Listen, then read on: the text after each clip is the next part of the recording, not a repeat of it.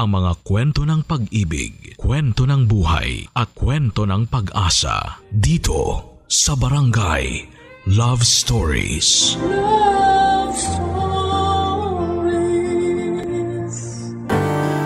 Sa relasyon, hindi sapat ang pagmamahalan lang dahil kailangang sabayan din ito ng tiwala para tumagal. Pero minsan ay mahirap magtiwala kapag ang puso ay puno ng alinlangan at takot na masaktan. Ikaw, kabarangay, ilang porsyento ang tiwalang ibinibigay mo sa iyong karelasyon? Dear Papa Dudut, kapag tumatakbo raw ang isang tao, may tinatakasan daw siyang sakit na ayaw niyang harapin. Pero para sa akin, iba ang definition ko ng pagtakbo. Tuwing naririnig ko ito ay kapayapaan ang pumapasok sa isip ko. Ang bawat pawis at hingal, bilis ng tibok ng puso at bawat tapak ng paa sa konkreto ay nagiging tahimik ang isipan ko at sumasaya ang puso ko. Ako nga pala si Clement, 31 years old at isang runner. Simula pagkabata, pagtakbo talaga ang sport ko. Grade 4 ako noong nagsimula akong sumali sa mga sports competition. Puro athletes kasi ang buong pamilya ko, Papa Dudut. Ang tatay ko ay dating player ng sepak takraw. Isa siya sa mga kauna-unahang Pinoy na nahumaling sa sports na yon noong sumikat ito sa Pinas noong dekada 80.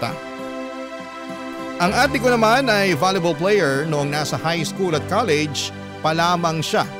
Samantalang basketball naman ang kinahiligan ng bunso naming kapatid kahit na hindi siya pasado pagdating sa height niya. Ang mama ko naman ay dating bronze medalist sa palarong pambansa. Noong bata pa lamang siya. At dahil ako lang ang walang sport noon sa pamilya namin ay pinilit kong magkaroon ng sport para matawag din po akong atleta. Napansin ko na mabilis akong tumakbo noong bata pa lamang ako. Tuwing naglalaro kami ng habulan ng mga kaibigan ko ay hirap po silang habulin ako. Kaya malimit lang po akong maging taya, Papa Dudut. Sa katunayan, kung hindi dahil sa lola kong si Lola Nieves, ay hindi ako mapapasali sa track and field noong elementarya pa lamang ako. Siya kasi ang nagpupumilit sa akin na subukan ang pagtakbo at doon na po nagsimula ang running journey ko, Papa Dudut.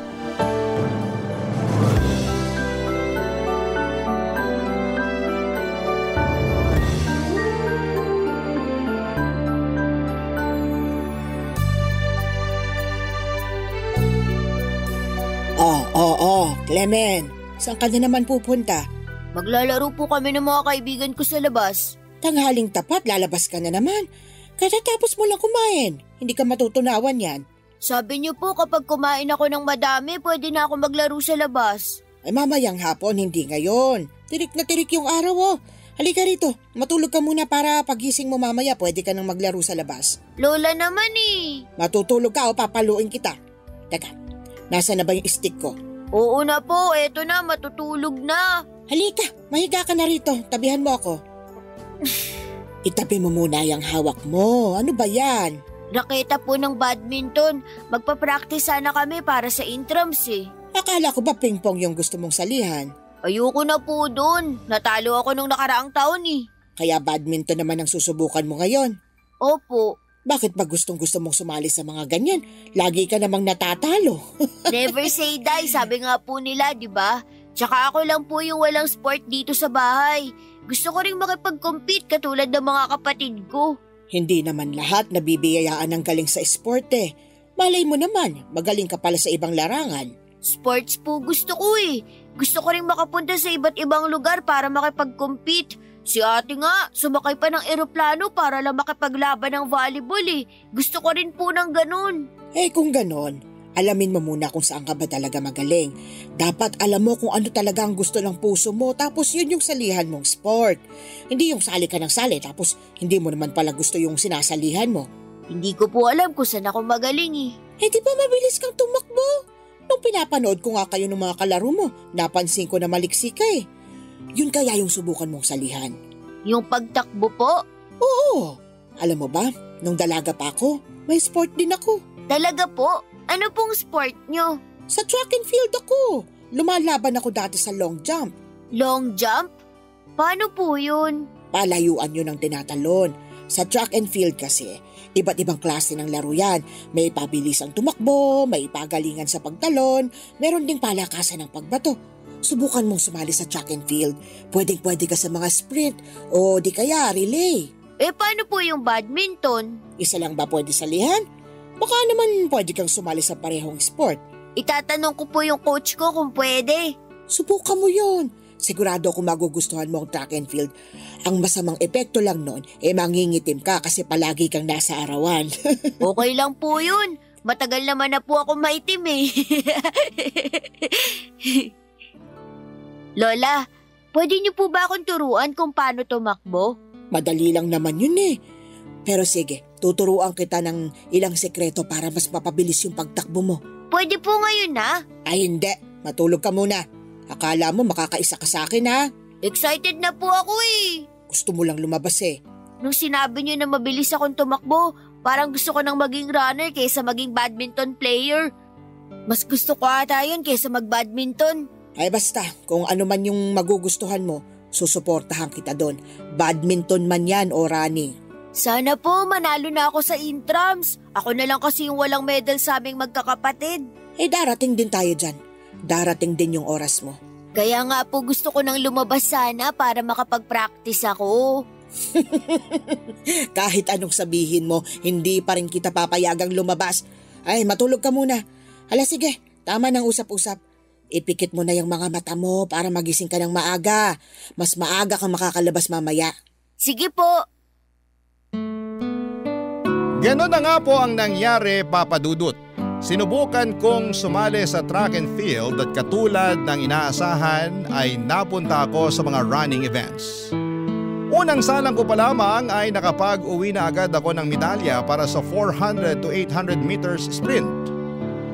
Doon na po nagsimula ang pagkahumaling ko sa pagtakbo. Kada hapon ay mag-isa kong sinasanay ang sarili ko sa maalikabok na field ng maliit naming paaralan. Sumabak po ako sa iba't ibang kompetisyon katulad ng city meet at regional competitions. Noong nakapagtapos ako ng pag-aaral, ipinagpatuloy ko ang pagtakbo sa pamamagitan ng pagsali ng mga fun run at marathon. Kapag may oras ay tumatakbo ako kada hapon sa isang open stadium na malapit lang sa bahay namin para magpapawis.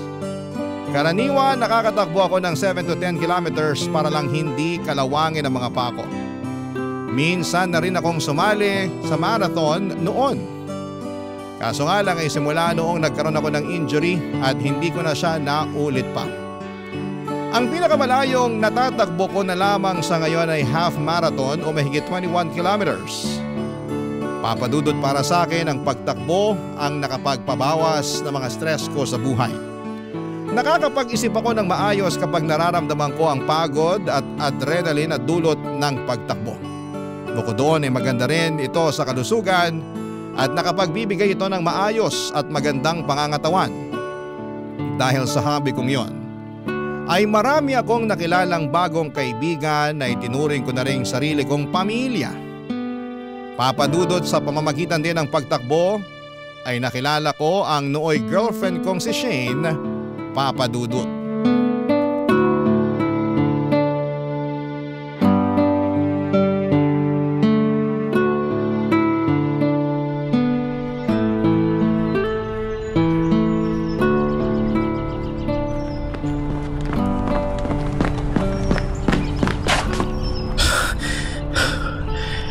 Minutes. Okay na to. Para sa 10 kilometers. Hello, excuse me po kuya. Tapos na po ba kayong tumakbo? Oo, katatapos lang. Bakit? Pwede ko po ba kayo maabala? Magpapakuha lang sana ako ng picture. Pang story lang sa Facebook. Oo naman, sige. Walang problema. Salamat. Heto po yung phone ko. Ano bang gusto mong kuha? Full body o half lang? Full body na lang para kuha yung sapatos. Okay, sige. Ready na. 3, 2, 1. Ayan. Check mo muna kung okay na. Okay na po to. Salamat. Naku, walang problema. Maganda yung sapatos mo ah.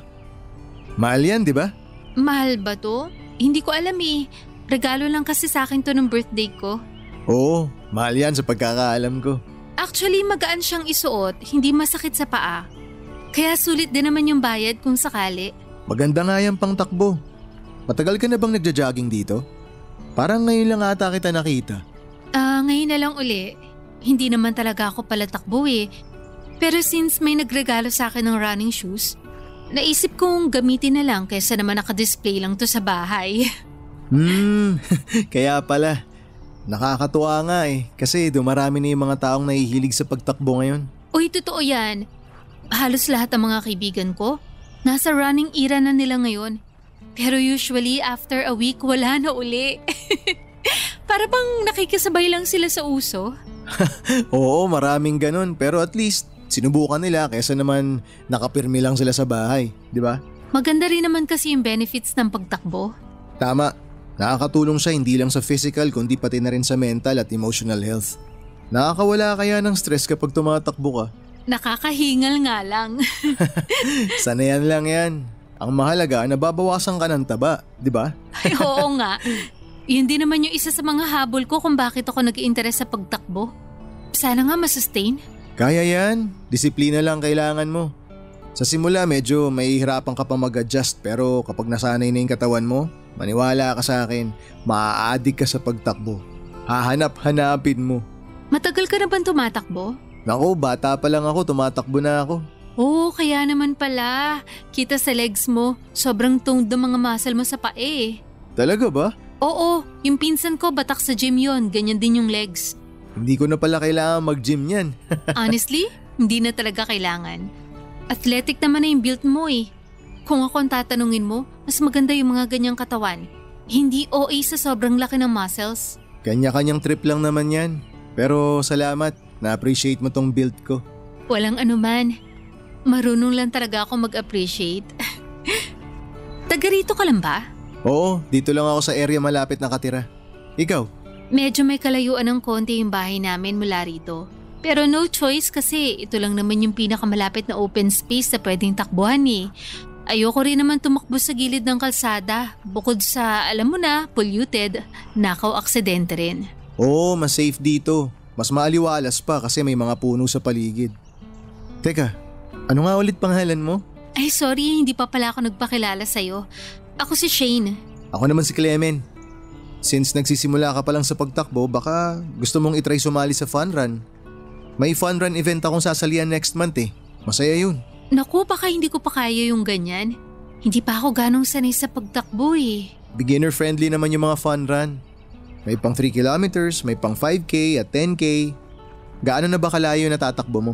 Hindi ko sure eh. Hindi ko naman chine-check yung distance. Basta kapag napagod na yung mga paa ko, tumitigil na ako. Try mo kahit 3K lang. Sige ba, try ko. Pero hindi ko maipapromise ha. Check ko muna schedule ko para hindi magka-conflict. Kunin ko na rin FB mo para ma-message kita kung sakali. Okay, sige. Ito yung FB ko. Wait lang. Pagkatapos ng araw na yon, Papa Dudut, halos kada hapon na kaming nagkikita ni Shane sa stadium para sabay na mag-jogging. Minsan nga ay naghihintayan pa kami.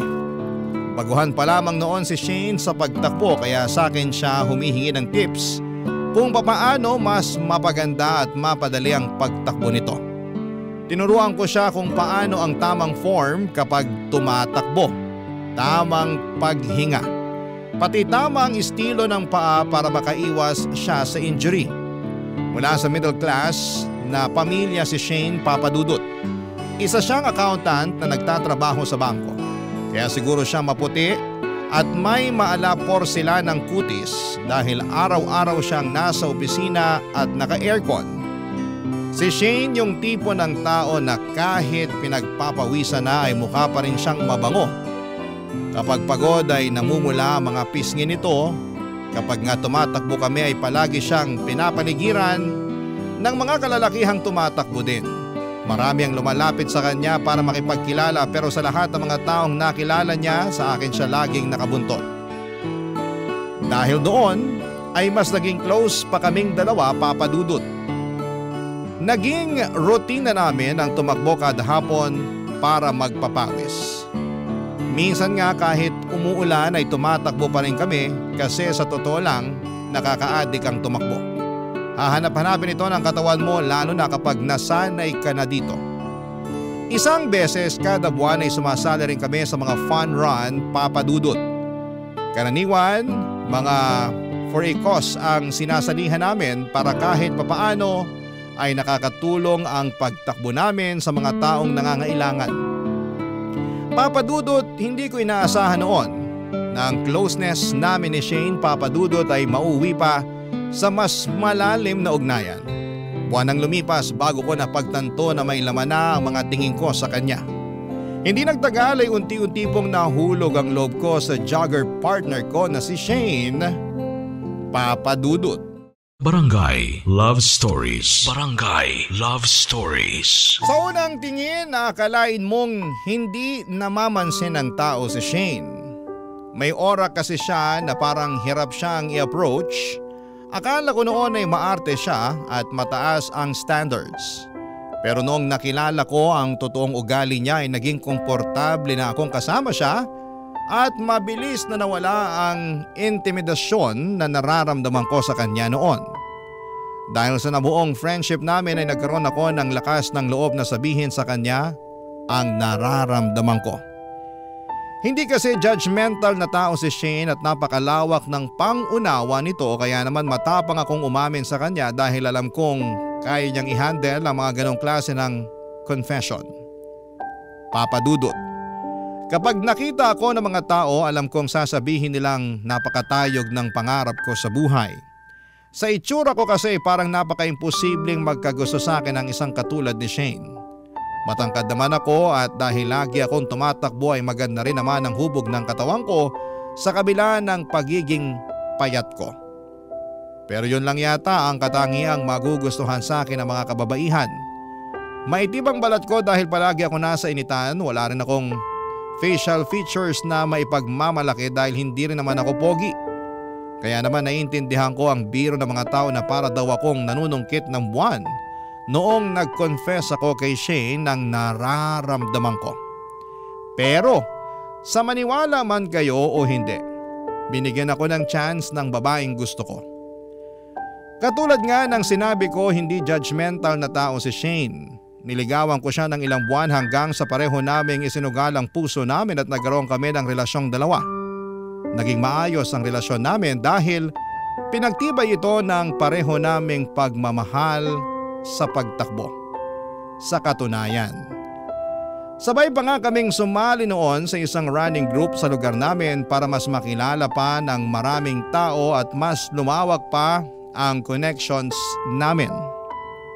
Papa Dudut.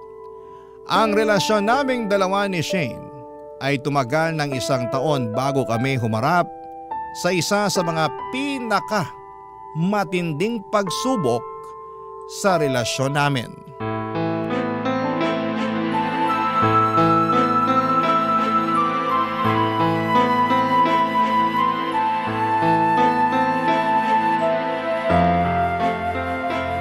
Sa susunod, matuto kang lumugar! Clement, tama na yan. Ano ba? Pinagsabihan na kita nun, di ba? Ba't ginagawa mo pa rin? Ano, tatanga-tanga ka? Hindi mo ako maintindihan? Peste ka? Sabing tama na yan eh. Dito ka nga muna. Lumayo muna tayo bago pa kayo magbasagan ng mukha dyan. Halika na. O ano? Bakit ba ang init ang ulo mo? Pagsabihan mo yung lalaking yan ha, matagal na ako nagtitimpi dyan. Ano ba kasing kinagagalit mo sa kanya? Wala naman siyang ginagawang masama ah. Ikaw yung unang sumugod na walang rason. Anong walang rason? Kahit siya patanungin mo, alam niya kung bakit ako nagkakaganito. Pinagsabihan ko na siya ng ilang beses nun. Tuloy pa rin siya sa mga pinagagawa niya. Ano ba kasi yun? Ano yung ginagawa niya? Hindi kita mag-gets eh. Wala. Wag mo na alamin. Ayan. Manggugulo ka tapos sasabihin mo wala lang. Gusto ko malaman kung bakit mo sinuntok sa mukha yung kasama natin. Wag mo kong sabihan na wala lang yun. Ako pa talaga yung nanggugulo? Eh bakit? Sino ba yung nanugod? Hindi ba ikaw? Ang saya-saya namin nag-uusap tapos bigla ka nalang susugod. Sabi na eh. Sabi ko na hindi mo talaga ako maiintindihan eh. Ang labo mo kasi kausap. Paano kita maiintindihan kung hindi ka naman mag-e-explain sa akin? Ano ba kasi nangyari? Ipaliwanag mo sa akin para maintindihan kita. Yung lalaking yun, pinagsabihan ko na siya na lumayo-layo sa'yo. Bakit naman? Wala naman siyang ginagawang masama ah. Sa mga mata mo, wala. Pero sa akin, meron. Tulad naman ng ano? Ano yung mga ginawa niya mali para sa'yo? Hindi mo ba napapansin? Nilalandi ka nung lalaking yun. Ha? Anong nilalandi? Lagi siyang nakasunod sa'yo. Lagi siyang sumisingit sa mga usapan natin. Tapos kung makahawak siya sa'yo, kung saan-saan dumadapo yung mga kamay niya. Nakikita ko lahat yun, Shane. Kung paano kanya tingnan at kausapin na parang wala ako sa tabi mo. Teka, sinasabi mo bang nagsiselos ka sa mga ginagawa niya? Kemi naman. Wala ba akong karapatang magselos? Meron, pero out of place yung pagsiselos mo eh. Paanong out of place yun? Lalaki ako, Shane. At alam ko kung paano gumalaw yung mga kapwa ko lalaki. Huwag mo sabihing friendly lang yung taong yun. Dahil malayo sa pagiging friendly yung mga galawan niya. Ayokong i-invalidate yung nararamdaman mo pero sa tingin ko, misunderstanding lang to lahat. May gusto sa'yo yung lalaking yun. Hindi yun misunderstanding lang. Oo, alam ko. Pero hindi siya yung sinasabi ko na may misunderstand mo, kundi ako. Teka sandali, alam mo? So ibig sabihin, aware ka na may gusto siya sa'yo? Nag-message siya sa akin one time. Yung mga message niya minsan may mga laman. Pero hindi ko naman siya na-entertain eh. Sinabihan ko agad siya na may boyfriend ako. At baka ma-misinterpret mo yung mga message niya. Since then, hindi ko na nire-replyan yung mga chat niya. Alam mo naman pala eh. Tapos ako yung sasabihan mo na wala sa hulog? Hindi naman sa ganun. Kung sinabi mo lang sana agad sa akin na nagsiselos ka pala, sana ako na yung gumawa ng paraan para hindi na kayo mauwi sa suntukan.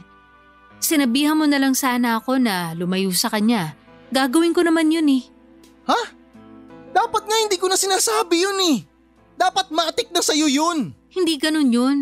Kailangan natin na mas maayos na communication. Kung ano yung nararamdaman mo, kailangan mong sabihin sa akin. Hindi ko manghuhula.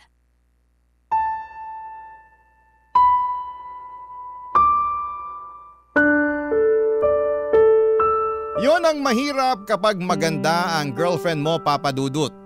Habulin siya ng ibang lalaki kahit na nasa relasyon na ito. Hindi ko alam kung anong meron sa ibang kalalakihan kung bakit malakas pa rin ang loob nilang magpapansin sa mga babaeng may boyfriend na. Pero dahil siguro nakikita nila ang boyfriend ni Shane ay isang katulad ko lamang, yun siguro ang rason kung bakit nagiging matapang sila. Paminsan-minsan ay napapaisip ako kung bakit ako pinatulan ni Shane. Kung ano ba ang nagustuhan niya sa akin dahil sa totoo lang ay parang isang himala talaga na nagkaroon ako ng isang girlfriend na kasing ganda niya. Minsan kinukutya pa ako ng ibang tao. Pati ng mga sarili kong kakilala na ginagayuma ko raw ang girlfriend ko. Para daw kaming tubig at mantika na kahit na anong klaseng halo pa ang gawin ay hindi talaga kami magmimix.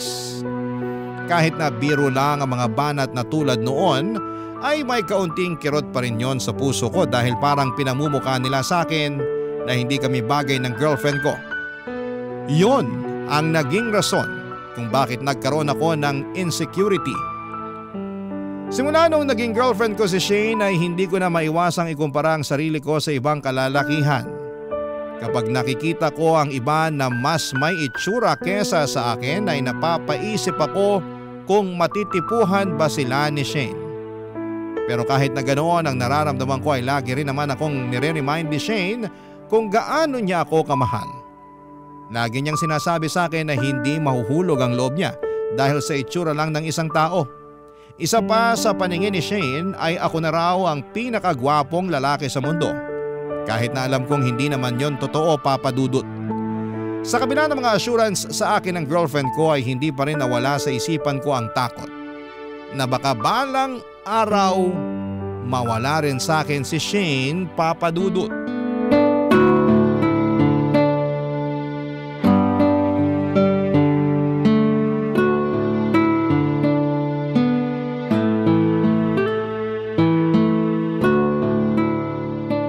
Apo, halika nga rito. Bakit Pula? Ilang taong ka na nga ngayon? 25 po. Bakit niyo po natanong? Happy birthday! Anong ihahanda mo para sa kaarawan mo? Lola, matagal na pong tapos yung birthday ko. Nung April pa po yun. Ay, tapos na ba? Anong petsa na ba ngayon? June 20 na po ngayon. Ay, ganun ba? Asa na ba yung kalendaryo ko? Hindi ko na alam ang mga petsa ngayon. Akala ko talaga Abril pa lang ngayon.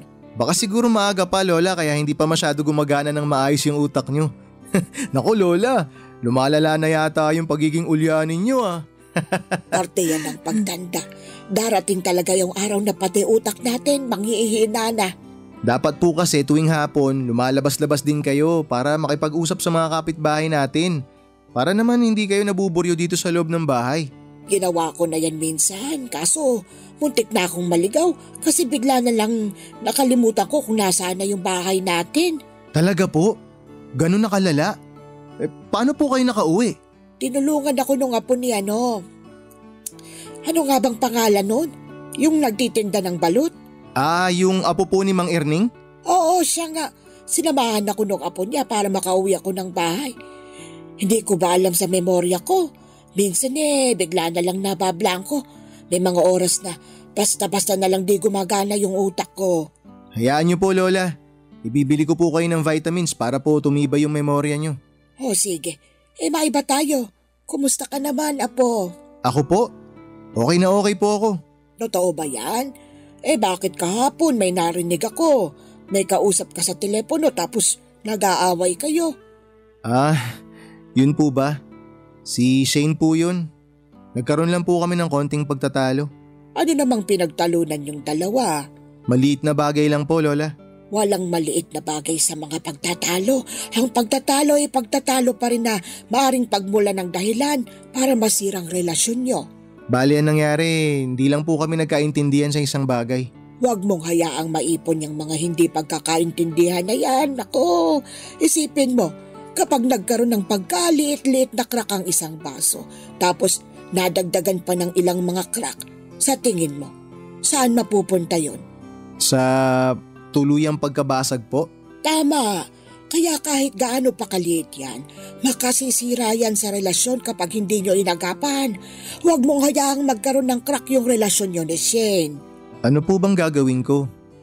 Sa totoo lang po, Lola, mababaliw na po kasi ako sa sobrang pag-overthink.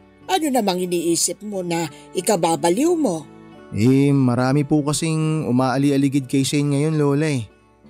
Tsaka kitang-kita na mas maganda yung katayuan ng buhay sa akin. Mas pogi.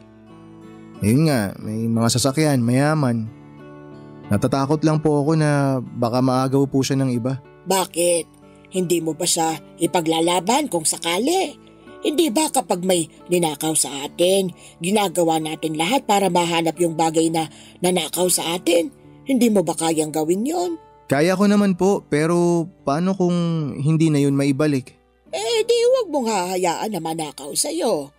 Kung nagkaroon tayo ng isang bagay na mahalaga para sa atin, dapat inaalagaan natin yon, pinapantayan, hindi hinahayaang manakaw ng ibang tao.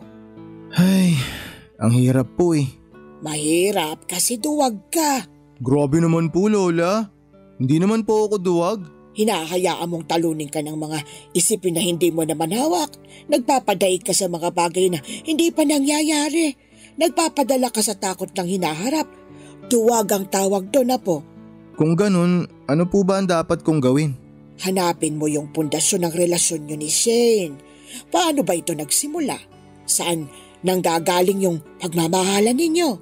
Bakit at papaano kayo nananatiling matatag? Maghanap ka ng matibay na rason na magpapatunay kung gaano kaganda yung relasyon yung dalawa. Hindi ba?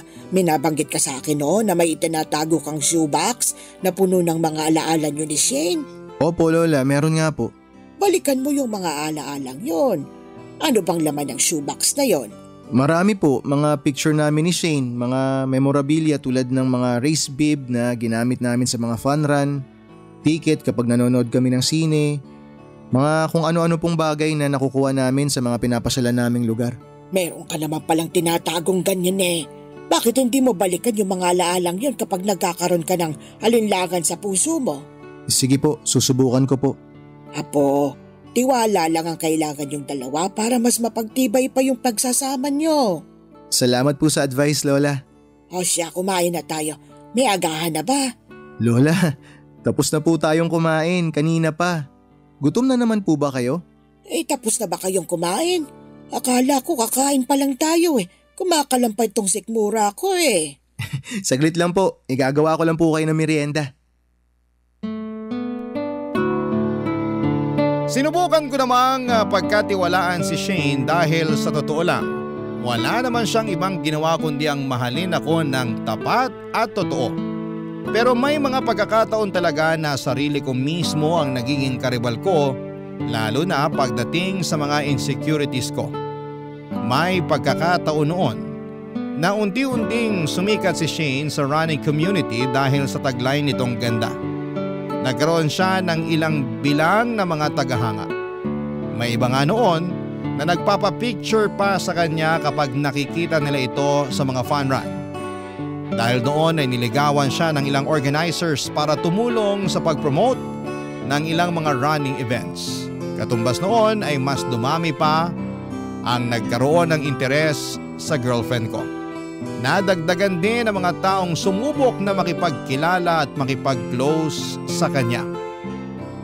Aaminin ko, Papa Dudut, mas lumala ang nararamdaman kong insecurity ng mga panahong yon. Sa dami ng taong pumapalibot kay Shane, natakot ako na baka anumang oras ay magbago ang laman ng puso nito at makakilala siya ng ibang lalaking matitipuhan niya. Dumating sa puntong napraning na ako at pinag-iisipan ko na ng masama ang mga kalalakihang lumalapit kay Shane. Ang ginawa ko ay tumigil na lamang ako sa pagsali sa mga fun run para hindi ako makaramdam ng selos. At kapag hindi ako sumasali ay hindi na rin nag-a-attend si Shane sa mga ganong event dahil gusto niya na magkasama kami sa pagtakbo.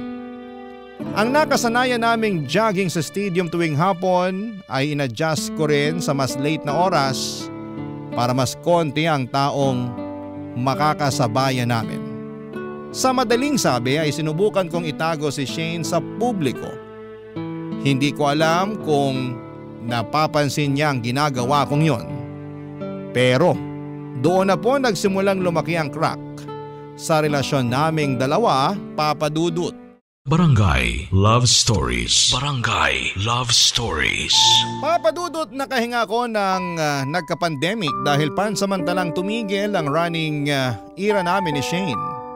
Dahil lockdown ay nagkaroon kami ng hindi inaasahang long distance relationship. Kahit magkahiwalay ay naging maayos naman ang relasyon namin hanggang sa natapos nga ang lockdown. Ang unang ginawa namin ni Shane noong nagkita kami ay i-celebrate namin ang lahat ng mga anniversaries namin. By the time ay 4 years na kaming magkarelasyon. Dapat sa mga taong lumipas ay secured na ako sa relasyon namin ni Shane. Kaso'y napagtanto ko na noong bumalik ang lahat sa dati ay nanatili pa rin pala ang takot sa puso ko.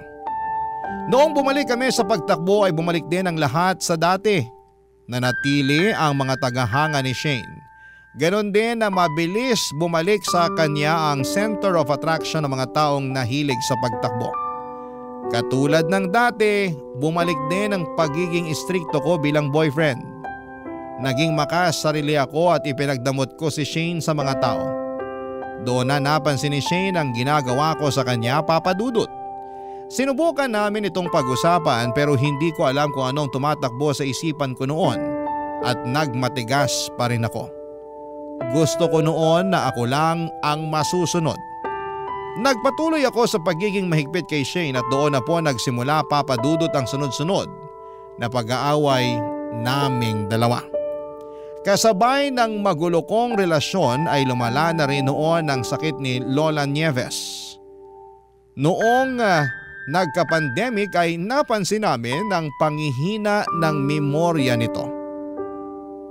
Ipinatingin namin siya sa espesyalista at doon ay na-diagnose siya na mayroong demensya, Papa Dudut. Hindi ko na po alam noon kung sino ang uunahin ko, ang girlfriend ko o ang lola ko na may sakit. Sa huli si Shayna ang nag-decide para sa akin. Hiniwalayan niya ako para daw magkaroon ako ng oras sa pag-aalaga sa lola ko.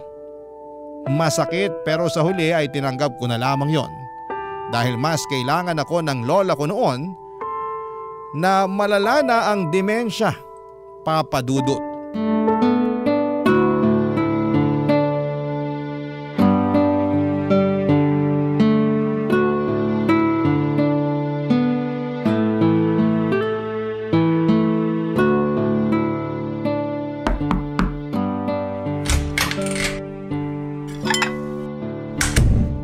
Lola, gising na po para makakain na kayo ng agahan.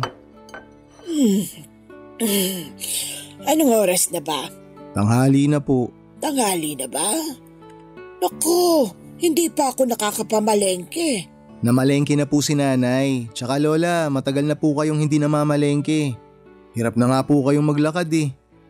Bumangon na po kayo dyan, la. Ako po magpapakain sa inyo ngayon. Tulungan mo nga ako. Mahina na itong katawan ng lola mo. Hindi na ako makabangon. Sige po. Daan-daan lang po, la. Ayan. Napuyat na naman po kayo kagabi, no? Kaya kayo tinanghali ng gising. Hindi ko alam. Hindi ko na maalala kung anong oras ako natulog kagabi eh. Sabi ni ate habang nagtatrabaho siya, sigaw daw kayo ng sigaw. Alauna na po yata yun na madaling araw. Nagtatrabaho pa ate mo ng alauna ng madaling araw? Opo, VA po siya lola eh, kaya panggabi po yung trabaho niya. Anong VA? Virtual assistant po. Basta sa computer yon lola. Eto po, subo niyo na po to. Isda yung ulam ha. Ay nga pala, yung nobya mo, si Shane. Hindi na siya nagpupunta rito sa bahay ah. Lola naman eh. Pinagtitripan niyo na naman ako. Matagal na po kaming hiwalay ni Shane. 1 taon na po. Hiwalay na kayo? Anong nangyari? Hindi ko na po mabilang kung ilang beses ko nang ikinuwento sa inyo yung dahilan ng hiwalayan namin eh. Uulitin ko na naman po ba? Wala ka pa namang nakukwento sa akin ha. Naku si Lola talaga, ulyanin na. Nagloko ka ba kaya kayo naghiwalay? Hindi po ah. Naisip lang namin na maghiwalay muna para makapag-focus kami sa mga buhay-buhay namin tsaka para na rin mabantayan ko kayo ng maayos. Bakit mo naman ako babantayan? Kasi po, hindi na kayo tulad ng dati na malakas pa. Kailangan nyo rin ng tao na aalalay sa inyo kasi hindi na kayo makapaglakad. Nakakalungkot naman, naghiwalay na pala kayo. Sayang si Shane, ang ganda-ganda pa naman niyang dalaga. Ganun po talaga eh. Wala na talaga sigurong forever ngayon. Naalala ko doon, lagi siyang pumupunta rito sa bahay eh.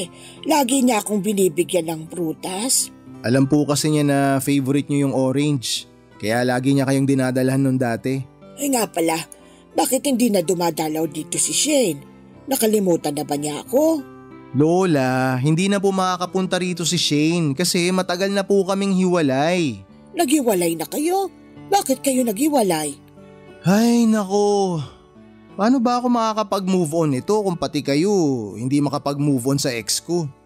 Naghiwalay po kami ni Shane kasi, ewan ko, masyado akong insecure. Hindi ko na alagaan ng maayos yung relasyon namin. Iniwan niya na ako kasi sawa na siya sa pagiging duwag ko. Bakit mo naman hinayaang mapunta sa hiwalayan yung relasyon niyo? Kasalanan ko po, alam ko naman po yun. Itinabi ko pa naman yung shoebox na puno ng mga alaala niyo. Shoebox? Teka, itinapon ko na yun noon ah. Hindi, pinulot ko yun nung nakita kong nakakalat sa tapat ng bahay. Ay, saan ko ba inilagay yun? Nandirito yata sa ilalim ng kama ko. Tingnan mo nga. Patingin nga ako nandito. Asan? Ah, eto. Nandito nga. Tinapon ko na po to last year la. Nung naghiwalay kami, tinapon ko na to sa basurahan. Pinulot nyo pala? Mahalaga yung mga laman yan, hindi ba? Kaya hindi yan dapat basta-basta na itinatapon. Mabuti na lang na isalba nyo to. Kukunin ko na po to ah. O siya, sa'yo naman yan eh. Sige po Lola, maghuhugas lang po ako sandali. Balik ako mamaya para pakainin kayo ng merienda. Matutulog na lang ulit ako. Inaantok pa ako eh.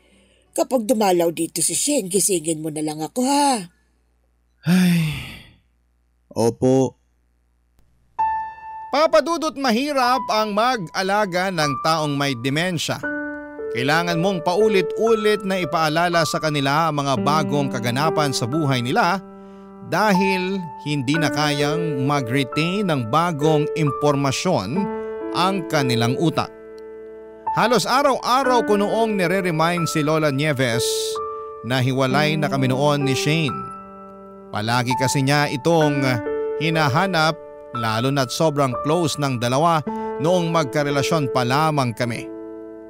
Lagi noong nasa bahay si Shane para bisitahin si Lola dahil never siyang nakaranas na magkaroon ng lola sa parehong side ng magulang niya. Noong pandemic naman ay araw-araw din nakikipag-video call si Shane sa amin para kausapin si Lola tuwing wala itong magawa sa bahay nila. Papadudot, aaminin ko na noong mga panahong yon ay sobrang miss ko na si Shane. Kahit na anong pilit kong kalimutan siya para makapag-move on mula sa kanya ay lagi ko siyang naaalala dahil lagi siyang hinahanap-hanap ni Lola. Noong mapag-isa ako ay binuksan ko ang shoebox na itinago ni Lola. Sa pamamagitan ng mga memorabilia na nakalagay sa shoebox ay isa-isa kong inalala ang mga masasayang araw na magkasama kami ni Shane. Doon ko lang napagtanto kung papaano ko sinira ang masayang relasyon naming dalawa. Ako ang dahilan ng lahat. Ako ang may kasalanan kung bakit niya ako iniwanan dahil sa kawalan ko ng tiwala sa sarili ko at sa relasyon naming dalawa. Mahal ko pa si Shane, Papadudot, pero dahil sa nangyari ay parang nahiya na akong i-approach siya noon. Hindi ko po alam kung papaano ko siya lalapitan dahil para bang ako mismo ang sumira ng chance para sa kanya.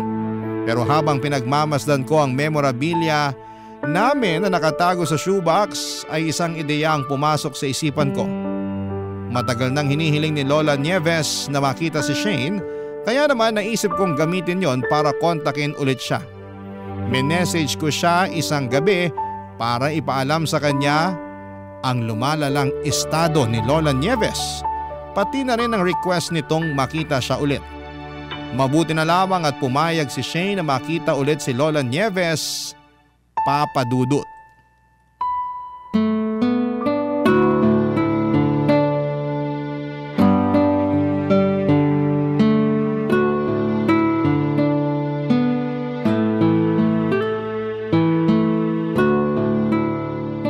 Sige po, Lola. Mauna na po ako, ha? Palakas po kayo. Kumain po kayo na marami. At saka huwag niyong kalilimutan mag-take ng vitamins. Uuwi ka na ba? Kadarating mo lang ah. Lola, kaninang tanghali pa po nandito si Shane. Paggabi na po. Pauwiin niyo na siya, Lola. Baka kasi naaabala na natin yung oras niya eh. Sa totoo lang, gusto ko pa nga sana magstay. Since wala naman akong ginagawa sa bahay ngayon eh. Pero paggabi na rin kasi. Balik na lang po ako sa susunod, Lola. Oh sige. Salamat ha sa pagdalaw mo sa akin. Mag-iingat ka pa uwi. Salamat pala sa dala mong prutas. Prutas? Baka nalito siya nung mga panahong dinadalaw mo siya noon na may dala kang prutas. Kunwari na lang nagdala ka ngayon. Okay. Opo, Lola. Walang anuman po. Next time, ipaalala mo sa akin yung prutas ha? Para hindi ko makalimutan. Okay, sige. Papaalala ko sa'yo. Oh siya, Clement. Ihatid mo na itong nobya mo. Si Lola naman parang ewan. Bumisita lang dito si Shane bilang kaibigan, hindi po bilang… Hayaan mo na. Mas maganda na yung happy memories na lang yung naaalala niya. Mas mabuti yun kesa ipaalam pa natin sa kanya na hiwalay na tayo. Baka mamaya malungkot pa siya. Kahit naman ipaalam natin, makakalimutan pa rin niya eh. Kung sa bagay. Sige po, La. Alis na po ako. Oh sige. Hatid ko lang po si Shane sa labas, La. Mag-ingat kayo. Sana naman makita ko kayong ikasal bago ako mamatay. Naku, La, malakas ka pa. Hindi ka pa mamamatay. Kung ano-ano pong iniisip niyo dyan, Lola. Magpahinga na po kayo. Kaya hatid ko lang tong si Shane. Babalik din po ako agad. Halika na, Shane. Baka kung ano pa masabi ni Lola eh. Salamat pala na pinaunlakan mo yung imbitasyon ko ha. Gustong-gusto ko kasi talaga makita ni Lola ulit eh. Wala yun. Namiss ko rin naman si Lola Nieves eh. Nung sinabihan mo ako na gusto niya ako makita, Wala nang patumpik-tumpik pa. Oo, agad ako. Alam mo namang gagawin ko lahat para kay Lola eh. Sobrang saya niya ngayon na nakita ka niya. Natawa nga ako eh. Akala niya tayo pa. Kahit naman ulit-ulitin kong sabihin sa kanya na wala na tayo, hirap na talaga siya makaalala ng mga bagong impormasyon. Basta ang naaalala niya, yung mga panahon bago mag-pandemic. Nagsimula kasing lumala yung sakit niya nung pandemic eh. Ang hirap siguro ng ganun, no? Puro mga alaala na lang from the past yung naaalala niya. Kaya nga eh. Para kang nakakulong sa mga alaala ng nakaraan. Pero nagulat talaga ako. Ang lala na pala ng sakit ni Lola. Nakakalungkot makita na yung dating malakas at puno ng wisdom na si Lola Nieves. Humihina na yung memorya. Parang kailan lang nung ang lakas pa niya magkwento tungkol sa mga pagiging pasaway niya nung bata siya. Actually, hindi ko rin inaasahan na ganun yung mangyayari kay Lola eh. Hanggang ngayon, medyo in denial pa ako. Na yung matandang sobrang lakas na akala mo kasing lakas ng kalabaw, nanghihina na ngayon.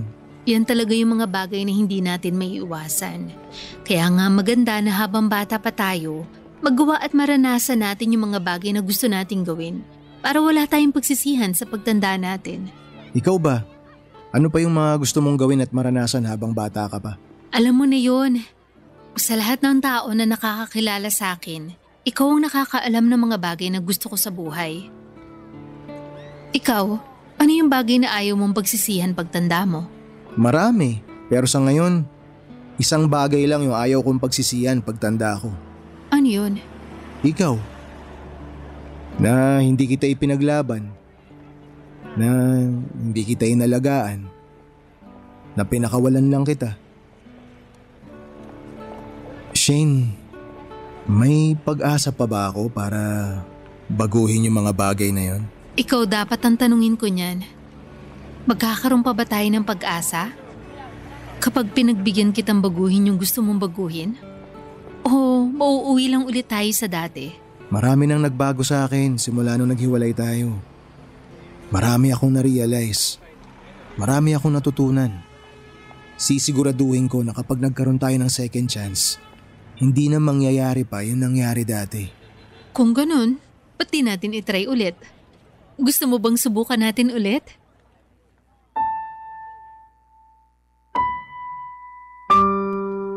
Papadudot hindi tsamba o swerte ang pagkakaroon ko ng girlfriend na katulad ni Shane. Katulad ng sinasabi ng ibang tao sa akin, ang relasyon namin ay nabuo dahil sa tunay na pagmamahalan at malaki ang pasasalamat ko. Dahil nabigyan ulit ako ng pangalawang pagkakataon para alagaan ang pagmamahal na yon. Kung hindi dahil sa hindi sinasadyang tulong ni Lola Nieves, ay hindi kami magkakaroon ni Shane ng second chance. Hindi ko na po sinayang pa ang pagkakataong yon, Papadudot. Natuto na ako. Alam ko na kung papaano pahalagahan ang pag-ibig na ibinibigay sa akin ng girlfriend ko. Tinuruan ko rin ang sarili ko na magtiwala hindi lamang kay Shane kundi pati sa sarili ko, sa kakayahan ko mismo. Hindi na ako naghigpit sa relasyon namin at binigyan ko siya ng kalayaan na gawin ang lahat ng gusto niya. Na kilalanin kung sino mang gusto niyang makilala. Wala na akong pakialam noon kung maraming humahanga sa angkin niyang kagandahan. Ang mahalaga, ako ang bumihag sa kanyang puso. Bumalik kami sa dati naming gawin. Ang araw-araw na pagtakbo sa stadium at pagsali sa mga fun run. Pagkatapos ng mga takbo namin ay laging sumasama si Shane sa bahay para bisitahin at kumustahin si Lola Nieves. Sa sumunod na taon ay humina na po ang katawan ni Lola. Hindi na niya kami maalala at hindi na rin namin siya makausap ng maayos. January of last year ay tuluyan ang nagpaalam sa amin si Lola. Nakakalungkot yon dahil hindi na niya nahintay pa ang inaabangan niyang kasal namin ni Shane na gaganapin sa susunod na taon, Papadudot. Malaki ang naging ambag ni Lola Nieves sa buhay ko, pati na rin sa love story namin ni Shane. Kaya naman dinededicate ko sa kanya ang sulat na ito. Dito na po nagtatapos ang kwento ng buhay namin at mabuhay po kayo, Papadudot, at sa lahat ng inyong mga tagapakinig. Ang inyong forever, kapuso at kabarangay, Clement. Kwentuhan naman tayo dito sa comment section.